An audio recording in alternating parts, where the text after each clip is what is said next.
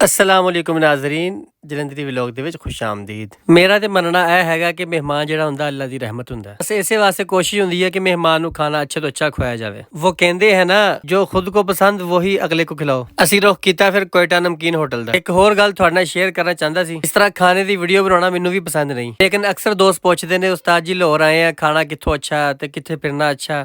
ਸਿਰਫ ਮਾਲੂਮਾਤੀ ਵੀਡੀਓ ਬਣਾਈ ਦੀਆਂ ਨੇ। ਅਗਰ ਕਿਸੇ ਦੀ ਦਿਲ ਆਜ਼ਾਰੀ ਹੁੰਦੀ ਹੈ ਤੇ ਉਹਦੇ ਕੋਲ ਅਸੀਂ ਮਾਜ਼ਰਤ ਚਾਹੁੰਦੇ ਹਾਂ। ਇਸ ਵਾਸਤੇ ਮੈਂ ਸਿਰਫ ਖਾਣੇ ਦੇ ਵਲੌਗ ਨਹੀਂ ਬਣਾਉਂਦਾ, ਮੇਰੇ ਅੱਗੇ ਜਿਹੜੀ ਵੀ ਚੀਜ਼ ਆਵੇ, ਜਿਹੜੀ ਦੇਖਣ ਵਾਲੀ ਚੀਜ਼ ਹੋਵੇ ਉਹਦਾ ਵਲੌਗ ਬਣਾਈਦਾ। ਇਸ ਹੋਟਲ ਦੀ ਸਪੈਸ਼ਲਿਟੀ ਹੈਗੀ ਹੈ ਹੈਲਦੀ ਖਾਣਾ। ਸਪਾਈਸੀ ਖਾਣਾ ਚਾਹੁੰਦੇ ਹੋ ਤੇ ਤੁਸੀਂ ਲਵਾ ਸਕਦੇ ਹੋ, ਲੇਕਿਨ ਇਹਨਾਂ ਦੇ ਨਮਕ ਮਿਰਚ ਘੱਟ ਹੁੰਦੇ ਆ। ਪਠਾਣਾ ਦਾ ਹੋਟਲ ਹੈ ਨਾ, ਤਾਂ ਤੁਸੀਂ ਵੀਡੀਓ ਦੇ ਵਿੱਚ ਵੇਖਿਆ ਇੱਥੋਂ ਥਾਲ ਵੀ ਲੱਭਦੇ ਨੇ ਜਿਹਦੇ ਵਿੱਚ ਸਾਰੀਆਂ ਚੀਜ਼ਾਂ ਹੁੰਦੀਆਂ ਨੇ, ਕਾਬਲੀ ਪਲਾਓ, ਸੱਜੀ ਵਗੈਰਾ, ਜਿਹੜੇ 2 ਤੋਂ 3 ਬੰਦੇ ਖਾ ਸਕਦੇ ਨੇ। ਇਹਦੇ ਨਾਲ ਹੀ ਸਾਡਾ ਆ ਗਿਆ ਆਰਡਰ। ਸਾਡਾ ਰੋਟੀ ਖਾਣ ਦਾ ਪ੍ਰੋਗਰਾਮ ਸੀ, ਫਿਰ ਅਸੀਂ ਲਵਾਈ ਕੜਾਈ ਤੇ ਨਾਲ ਕਬਾਬ ਲਵਾਏ, ਨਾਲ ਲਵਾਏ ਨੇ ਅਫਗਾਨੀ ਨਾਨ। ਅਫਗਾਨੀ ਤੇ ਚਲੇ ਗਏ ਲੇਕਿਨ ਨਾਨ ਇੱਥੇ ਛੱਡ ਗਏ ਨੇ। ਬਸ ਖਾਣਾ ਹੀ ਸਵਾਦ ਦਾ ਨਹੀਂ, ਇਹਦੀ ਸਿਟਿੰਗ ਦੇ ਵਿੱਚ ਵੀ ਬੜੀਆਂ ਚੁਆਇਸਾਂ ਨੇ। ਇਹਨਾਂ ਦਾ ਥਾਲ ਵੀ ਅਸੀਂ ਖਾ ਚੁੱਕੇ ਹਾਂ ਪਹਿਲੇ। ਇਹਨਾਂ ਦੀ ਸ਼ਨਵਾਰੀ ਕੜਾਈ ਲਵਾਈ ਹੈ। ਸਪੈਸ਼ਲ ਜਿਹੜੀ ਇਹਨਾਂ ਦੀ ਚਟਨੀ ਹੈ ਨਾ ਟਮਾਟਰ ਤੇ ਮਿਰਚਾਂ ਦੀ, ਉਹ ਕਮਾਲ ਹੈਗੀ ਜੇ। ਲੋਕੇਸ਼ਨ ਤੁਸੀਂ ਮੋਬਾਈਲ ਤੇ ਪਾ ਕੇ ਵੀ ਆ ਸਕਦੇ ਹੋ, ਕੋਇਟਾ ਨਮਕੀਨ। ਐਡਰੈਸ ਇਹਦਾ ਹੈਗਾ ਬੇਦੀਆਂ ਰੋਡ, ਰਿੰਗ ਰੋਡ ਦੇ ਬਿਲਕੁਲ ਸਾਹਮਣੇ। ਇੱਥੇ ਦੁੰਬਾ ਵੀ ਲੱਭਦਾ ਜੇ। ਰੋਸ਼ ਖਾਨ ਦੇ ਜਿਹੜੇ ਸ਼ੌਕੀਨ ਹੈਗੇ ਨੇ ਉਹ ਵੀ ਇੱਥੋਂ ਲੱਭਦਾ। ਇਹਦੇ ਨਾਲ ਹੀ ਸਾਨੂੰ ਤੇ ਇਜਾਜ਼ਤ ਮਿਲਦੇ ਆ ਅਗਲੇ ਵਲੌਗ ਦੇ ਵਿੱਚ। ਅੱਲਾ ਦੇ ਵੱਲ।